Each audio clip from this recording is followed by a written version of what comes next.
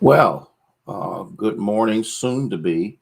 Good afternoon to you, one and all.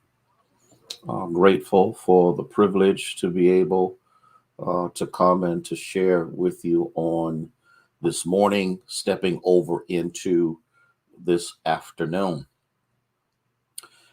In the midst of um, where we are and what's going on, and all of the mayhem and madness that seems to be enveloping the psychological compositions of demented people. And I think that's the best way that I can actually describe the foolishness that's going on right now. It's just maddening. Cora, how are you? Good to see you. I see we have some that are with us on YouTube, our OBSC, my page. Um, what's going on, Brittany? How are you? I wanted to get this out here. Lisa, how are you? Barbara Foots, good afternoon to you. To those of you that are coming on, we're grateful. Grateful. Doe, what's going on, my friend? And just thankful to God that things are as well as they are, because the truth of the matter is, didn't have to be like this. Could be a whole lot worse, could be a whole lot of craziness and mayhem that could be taking place, but God is a keeper. Carolyn, how are you? Good to have you with us on this afternoon. It is now afternoon. I need us. I need us to understand what protection is. When we look at the 91st Psalm, we need to understand and to recognize that every facet of our existence has moments of madness and craziness. Grandmama used to call it danger seen and unseen. Because the truth of the matter is, many of us have not a clue as to how God protects us from the unknown, the unrecognized. Many of us really don't understand just how the hand of God is so powerfully impactful in your life. Um, Many of us don't even recognize the importance of that. Okay, Minister Faye, how are you? Ethel, Mama Nan, good to see you, and it's good to know all is well with you and yours. We consistently pray for you and your family, that God will keep you in perfect peace. This is so important for us to recognize that there's so much evil out here. There's so much treachery. There are so many devices of the enemy that are designed to steal your joy and your hope and your peace. And Gladys, how are you? I want us to think about this. Let's think about this for just a moment. Okay. Hey Debbie, I got the message. I'll get in touch with you. In Wisconsin, there was somebody, a lunatic, who the it's being reported. The assumption is that he had just had an altercation with his baby mama or something like that, and gets into his vehicle. People are at a parade minding their own business, just having some good old fashioned innocent fun, and plows through the crowd. Has no sense of anything. And it shows this picture of this little girl. And if I heard the story correctly, Cecile, how are you? If I heard the story correctly, the father of this little girl, I guess they must have been throwing candy out in the street. She wanted to go out and to get a piece of candy. And her father said, "No, I just kind of need you to stay close to me." I don't know how well that permeates in your spirit, but if that little girl would have not obeyed her father, If that little girl would have been like a lot of young people are now, having conniptions and fits because they can't do what they want to do, she would be one of the fatalities, because the video shows that the maniac drove his SUV past that little girl and passed her probably less than 2 feet away from her. I need that to sink in for just a moment. Danger, seen and unseen. People were oblivious to as to what was going on. Nobody really knew what was going on. Nobody knew what was really happening. And this maniac who has a history of running people over, this maniac who has a history of being psychologically demented, could have killed an innocent child. As a matter of fact, 5 have died, over 40 some are in the hospital. Many of them are children, and many of them may perish because of the kind of wounds that were inflicted upon them as he plows his vehicle. How do you know? Oh, can somebody talk to me? How do you know if a maniac ain't outside your house? How do you know if a lunatic is not riding beside you? How do you know if somebody who is being controlled by demonic spirits can flip their car into another lane and come head on to you? Good afternoon, Minister Sarah. I'll tell you the story. This was years ago. I never will forget it as long as I live. My wife's grandfather passed, and we were on our way to Danville, Virginia. And it was icy. It was snowy.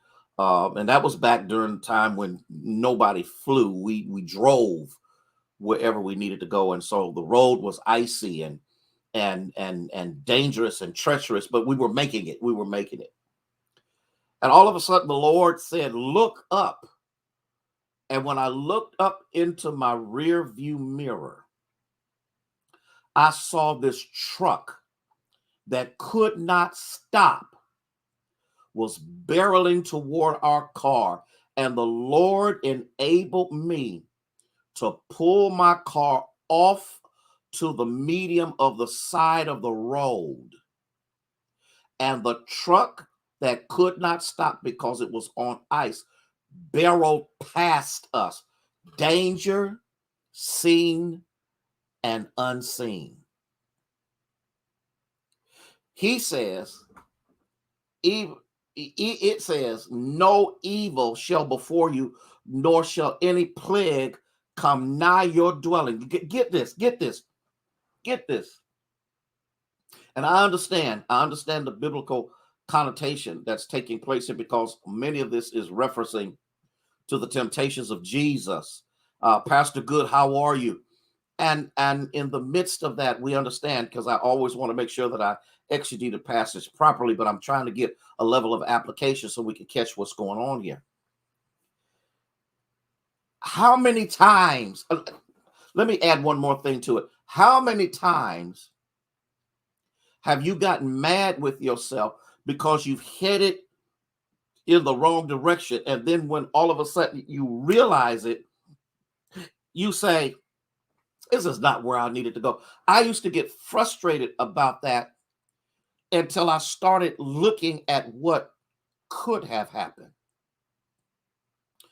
It's just possible that if I would have followed the course I was on, I wouldn't be sitting here right now. Sometimes, and we blame it on whatever we want to blame it on, but sometimes I believe that the Lord intentionally, because he loves you so much, I'm going to deal with this in just a second, because he loves you so much, will allow you to go in what you consider to be a wrong direction so that something wrong doesn't happen to you. Look at what it says.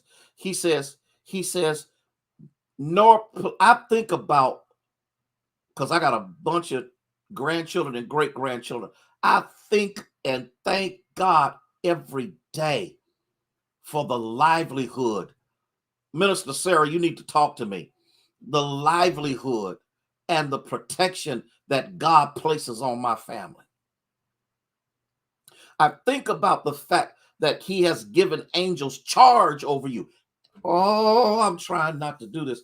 Every one of us has a guardian angel whose responsibility is to make sure that we're protected.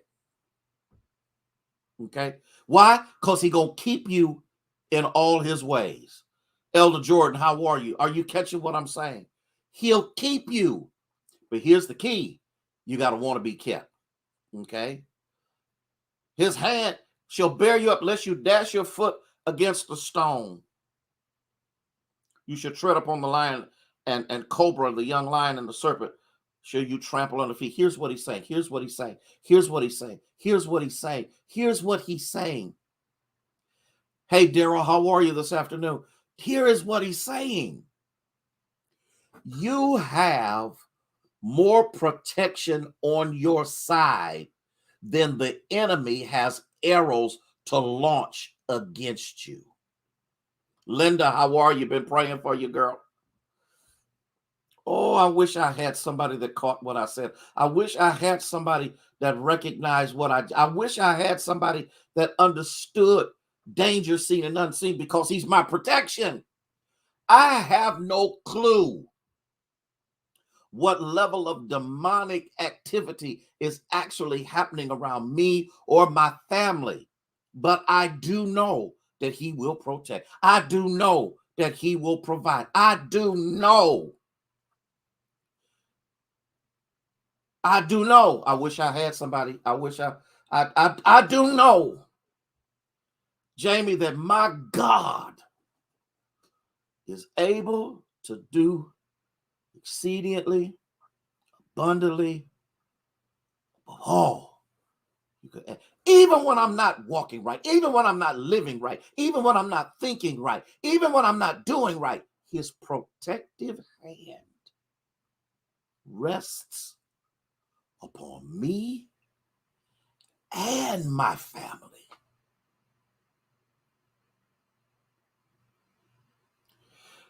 That's all I want to tell you. That's my snapshot for today,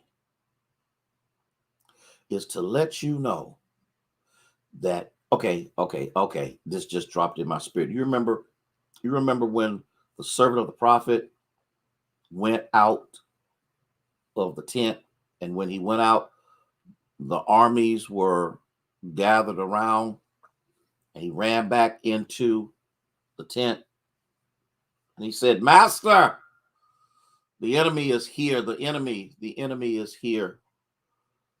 The enemy is here, and he wants to destroy us. There's too many of us. What are we going to do? He was panicking. And Thea, the Lord, he spoke to the Lord and said, open his eyes. And he told the servant, go back out there and look again. And when the servant went back out again, he saw fiery chariots all around the enemy. Listen, just because you can't see the hand of the Lord doesn't mean the hand of the Lord can't be seen. Praying for you, Thea, for safe travels, that you get to Atlanta and enjoy your week. Have a blessed Thanksgiving. Listen, one other thing. I'm not going to have midweek on Wednesday. I'm going to do it tonight. I can't tell you what time just yet, because we're installing touchless faucets in the church, and I need to get this done. I need to get it done today. I need to get it out of the way. So listen, I want you to have a blessed Thanksgiving, and that's why I'm going to put a robocall out for my people. That's why they will know that midweek will be tonight and not tomorrow night. Listen, I pray that you are blessed by this snapshot. I pray that you are encouraged. Okay.